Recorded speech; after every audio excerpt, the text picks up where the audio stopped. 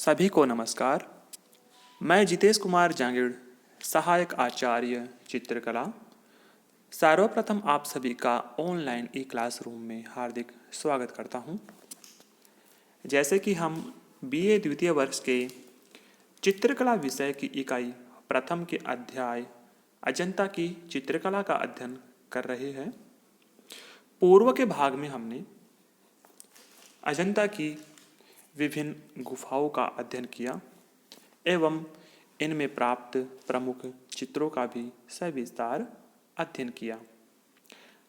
आज हम गुफा संख्या 1 एवं इसमें प्राप्त प्रमुख चित्रों का अध्ययन करेंगे। तो चलिए शुरुआत करते हैं अजंता की गुफा संख्या 1 से।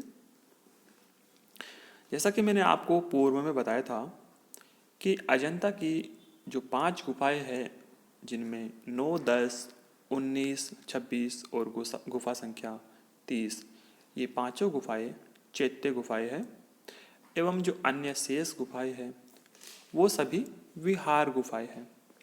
गुफा संख्या 1 है, ये विहार गुफा है। यहाँ पर बौद्ध भिक्षु जो है बोधि, वो निवास करते थे एवं अन्य क्रियाकलाप करते थे। चैत्य में जैसा कि मैंने आपको बताया था कि वहाँ पर बौद्ध भिक्षु पूजा, प्रार्थना, उपासना किया करते थे। एवं एक बात और है कि जैसे गुफा संख्या 17 सबसे विशाल गुफा, मतलब जिसमें सबसे अधिक मात्रा में चित्र प्राप्त हुए हैं, एवं गुफा संख्या 1 जो है कि सबसे नवीन गुफा मानी जाती है, क्योंकि इसका जो निर्माण है वो सबसे बाद में हुआ। आज से लगभग 1400 साल पहले इसका जो समय है 500 ईस्वी से 625 ईस्वी के मध्य इस गुफा का जो निर्माण है वो किया गया था। इस गुफा के अंदर देखते हैं कि इसमें 14 अलग अलग कोठरियाँ बनी हैं, अलग अलग भाग बने हैं एवं यह जो गुफा है ये 64 स्तंभों के सहारे टिकी हुई है, खड़ी हुई है। अर्थात इस गुफा में 64 खंबे हैं और 14 कोठरियाँ बनी है। अगर इस गुफा की गहराई की बात करें तो इस गुफा की गहराई 64 फीट के लगभग है और इस गुफा का जो समय है, जो मैंने बताया आपको, काफ़ी लंबे समय तक इसका निर्माण होता रहा, चित्रों का निर्माण होता रहा। तो कुछ राजवंश आए और उन्होंने अपने समय की छाप इनके चित्रों पर छोड़ी।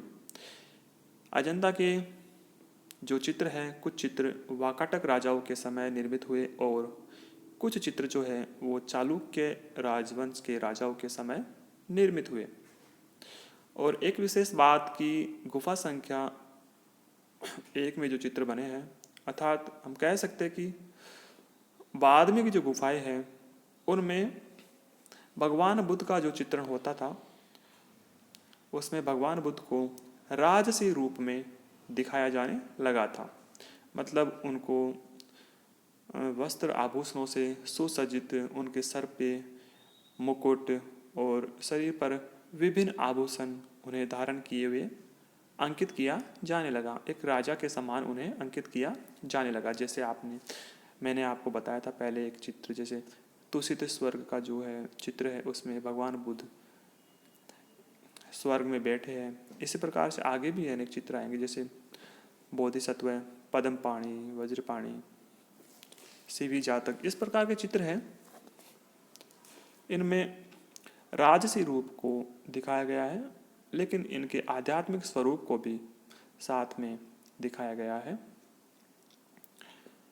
यह जो गुफा है, इस गुफा के अंदर एक गर्भगृह है जिसमें एक 20 फीट का चौड़ा चबूतरा बना है और उस चबूतरे के ऊपर भगवान बुद्ध की एक विशाल प्रतिमा निर्मित की गई है और इसमें भगवान बुद्ध जो है धर्म चक्र प्रवर्तन मुद्रा में विराजमान है। यहाँ पे बहुत से चित्र प्राप्त हुए हैं यहाँ पे कुछ चित्र उदाहरण स्वरूप मैं आपको बता दूं, जैसे कि सीवी जातक, पद्मपाणि बोधिसत्व, वज्रपाणि, मार विजय की कथा, चालुक्य राजा पुलकेशियन द्वितीय के दरबार में ईरानी राजदूत का आगमन, श्रावस्ती का चमत्कार, नृत्य वादन, इस प्रकार अनेक चित्र यहाँ बने हैं। कुछ चित्र रिपीट भी हो रहे हैं, जैसे मैंने आपको पहले बताया था। इस प्रकार से तो चलिए हम अब शुरुआत करते हैं गुफा संख्या 1 के प्रमुख चित्रों से।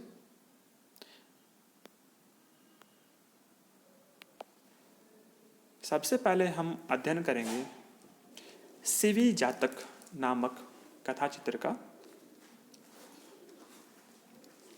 जैसा कि मैंने आपको बताया था कि जो जातक कथाएं है, ये क्वेश्चन भी आ जाता है कि जातक कथाएं क्या होती है।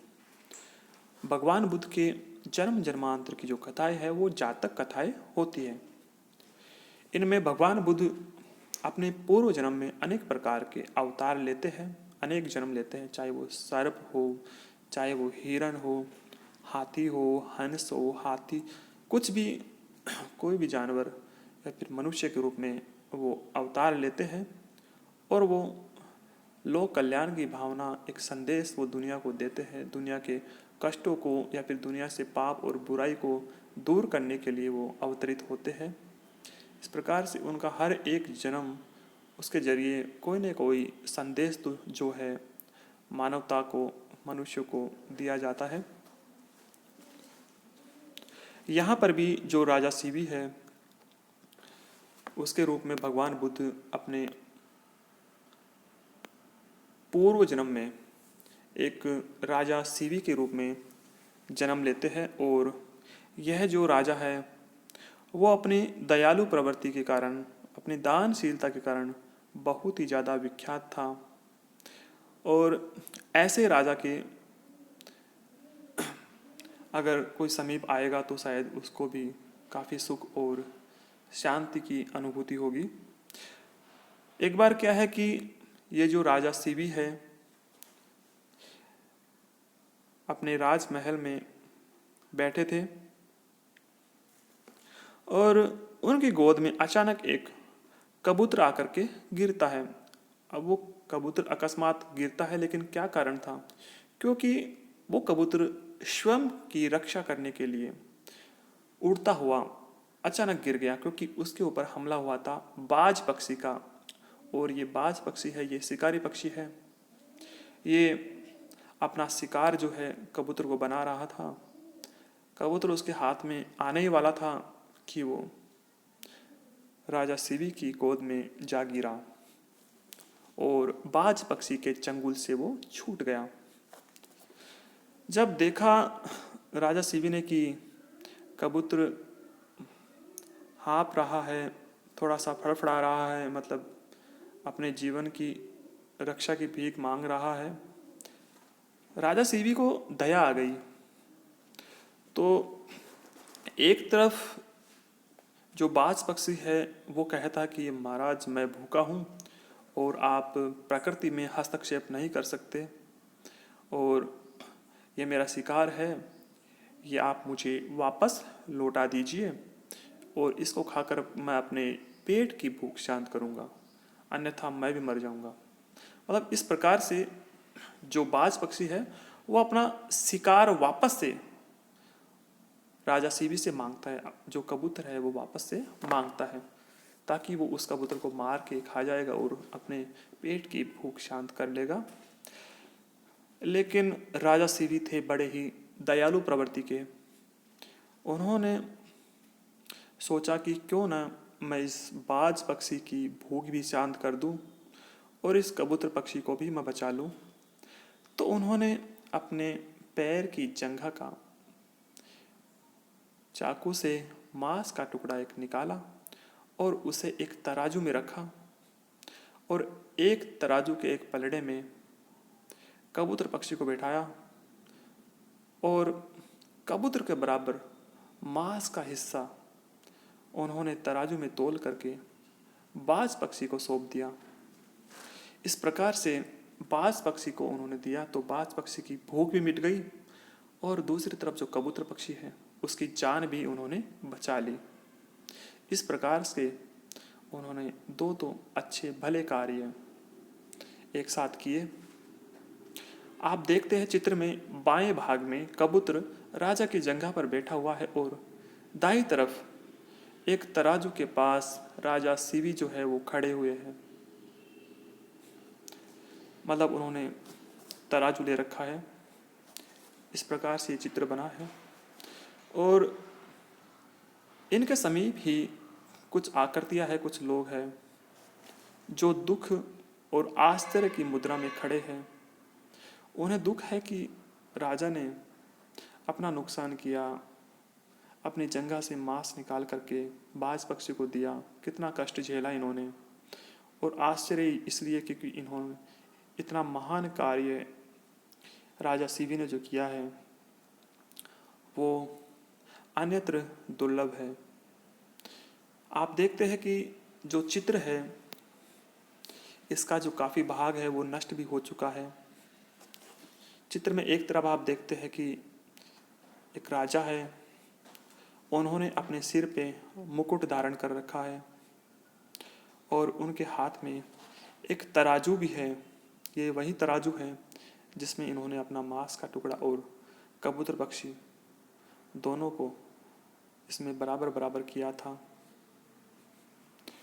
एक तरफ जो अन्य आकृतियां खड़ी है वो आश्चर्य एवं दुख की दृष्टि से दुख की मुद्रा में खड़ी है। इस प्रकार का यह दृश्य है। भगवान बुद्ध को यहाँ पर, जैसा कि मैंने बताया था कि गुफा संख्या 1 में या फिर यहाँ पे जो बाद में चित्र बने हैं वो राजसी चित्र बने हैं। आप देख सकते हैं कि भगवान बुद्ध को भी मुकुट और आभूषणों से सुशोभित बनाया है और लगभग सभी आकृतियाँ जो हैं वो अधो वस्त्र धारण किए हुए हैं। इस प्रकार का यह चित्र है। आगे हम अन्य चित्र का अध्ययन करेंगे। धन्यवाद।